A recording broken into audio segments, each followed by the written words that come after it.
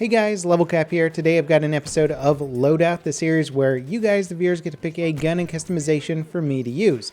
The way you do this is you leave a comment down below letting me know what kind of weapon and accessories to run with, and I'll pick one of the top rated comments for the next episode. Today's top comment comes from Reedy D. He says, Zulu defense loadout, Martini-Henry, the Bodeo pistol, a spotting scope with a flare gun, and a Jambia knife, and a smoke grenade. Slow down the attack of the Zulus using your gadgets, then use your standard issue rifle to pick them off from a distance. If they get close up, equip your Jambia knife and try to decimate them in close quarters. Good luck, soldier, and see you on the battlefield. Now, as somebody already pointed out in the comment section, this is a loadout somebody already suggested and that I already picked. It is a good loadout, but since that loadout, the Martini-Henry has gone through some significant changes. First, it got a huge nerf to its ability to one-shot people in its sweet spot area, which was basically the only reason to use the Martini-Henry, since you have to load every single shot individually and it has an incredibly slow muzzle velocity plus no optic for added precision.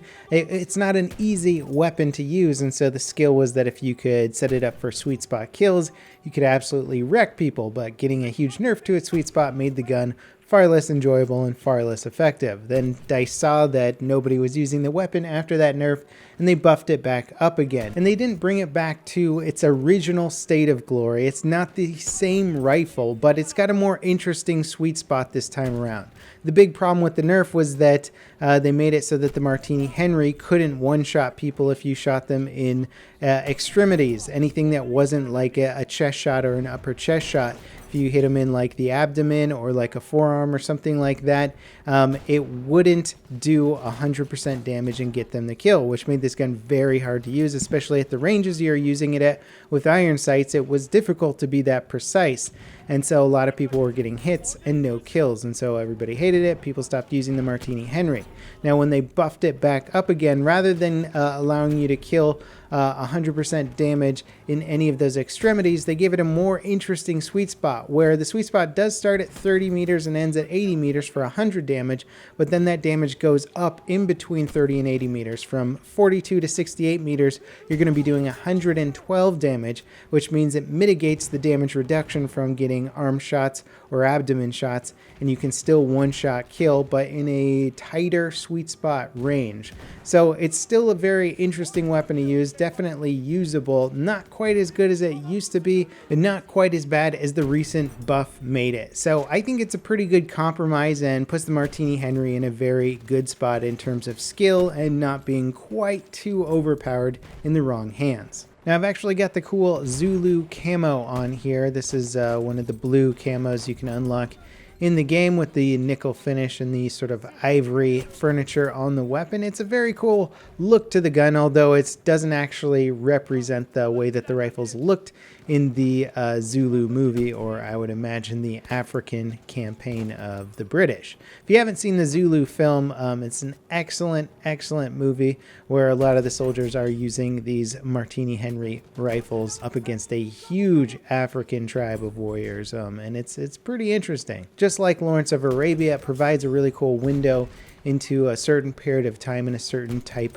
of warfare that you're probably not used to seeing. And just like Lawrence of Arabia, again, it holds up really well over time. So if you haven't seen the film Zulu, I'd check it out. It's probably like watchable on Netflix or something. Now back to the performance of the Martini-Henry in-game. As I said before, it's got an extremely slow muzzle velocity, but that muzzle velocity is 440 meters per second compared to other rifles in the game like the Gewehr 98. That's got an 880 meter per second muzzle velocity, twice the speed of this weapon. So it makes hitting moving targets with the Martini-Henry very difficult. You can get used to it, but it's not going to make it easier, and considering that players can stop on a dime and change direction and jukes you, there's sometimes things you just can't do in order to hit a target if they are switching directions fast enough. Predicting their movement or where you need to shoot becomes virtually impossible. So that is one of the caveats with this weapon, that muzzle velocity is going to be difficult, and you have to either anticipate really well or go for stationary targets. Using the weapon defensively here in an operations game mode can be a really great way to rack up some sniper kills and get some good experience with the weapon. The downside, of course, when playing operations, or really any game mode, but especially operations, is if the enemy team is being highly aggressive and effectively pushing into close quarters, then you're not going to be able to set your engagement distance. And that's the most important thing to getting kills with the Martini-Henry is basically you need to be in charge of the engagement distance. If you're not between 30 and 80 meters away, then you're losing out on the effectiveness of this weapon. And that's when you'll need to switch to your sidearm a lot.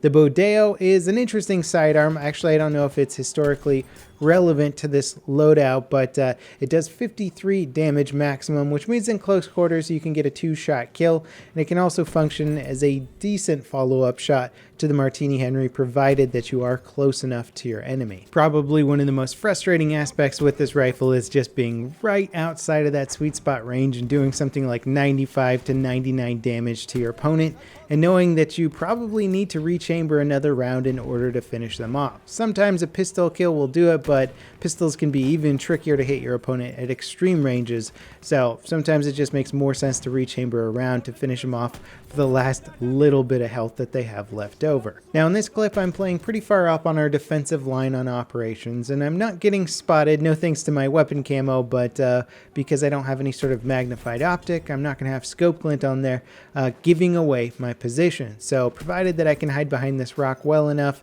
and just kind of take cover, the visual concealment, hopefully of my soldier, even though again I'm wearing white camouflage, will hopefully keep me hidden for long enough to get a decent amount of kills and stop these enemy flanks. And everybody right across that river was in the sweet spot zone, so it was kind of an ideal situation to camp and pick off kills of people trying to cross that river. Now once you lose your cover with the scout class, things become very difficult, because that's your big advantage with this class, is the ability to sort of peek over some cover, take a very high damaging shot with the potential to one-shot kill somebody, and then get behind cover so that you don't get killed by the follow-up fire from their teammates or get 3D spotted and then just obliterated by mortar fire or vehicles or whatever. So peeking, firing, hiding is pretty much the tactic you want to take with the scout class in general, especially the Martini-Henry, as it does take a while to rechamber that round. You don't want to just be standing out in the open while you do rechamber. So finding a good place for cover, but also a good overwatch